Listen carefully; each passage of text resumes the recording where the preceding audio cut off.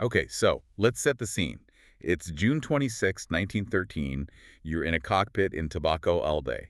It is hot, it is loud, and two roosters are in the middle of a brutal fight, And there's a lot of money on the line. A man named Chujan and another, Lucio Bernas, have each bet 160 pesos. which was a huge amount of money back then.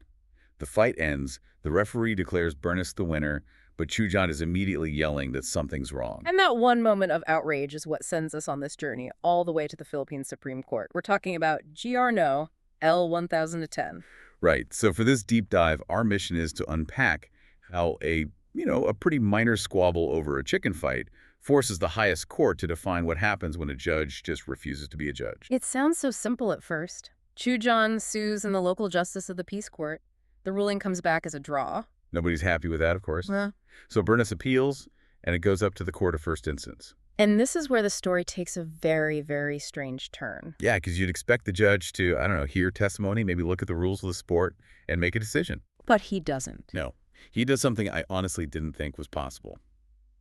He just dismisses the case. And the reason why is the core of this entire thing. It wasn't on a technicality. He dismissed it because he, himself, didn't understand cockfighting. It's almost comical when you read it. The judge's official reason is basically, I don't know the rules, I have no idea what a referee's supposed to do, and I can't find a law about this.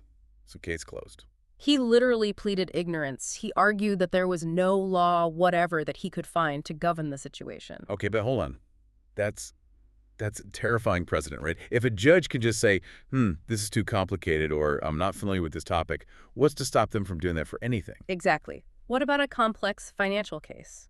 Or new technology dispute? If the court can just opt out because a subject is obscure, then the justice system just stops. Right, you get chaos. So thankfully, the Supreme Court steps in. Justice Arello writes the decision in 1916. And I'm guessing they weren't too impressed with the lower court's shrug? Not at all. They issue this really sharp reversal. And in it, they establish a critical principle. A judge cannot refuse to render a judgment because the law is silent, obscure, or insufficient. Okay, but to be fair to the lower judge for a second, he had a point. There wasn't a written law on the books about the duties of cockfighting referees. If there's no law, what is a judge supposed to do? Make it up. No, and the court provides the answer.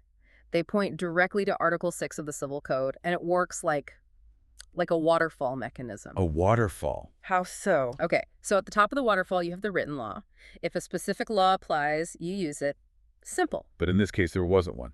Exactly. So the water drops down to the next level, the customs of the place. So the unwritten rules, the Yeah. local traditions. Yes. The Supreme Court essentially told the judge, your job isn't to give up. Your job is to find out the custom, bring in witnesses, ask the experts in Tapaco how these disputes are normally settled. And what if there's no clear custom? Then the waterfall drops one last time to the final level, the general principles of law.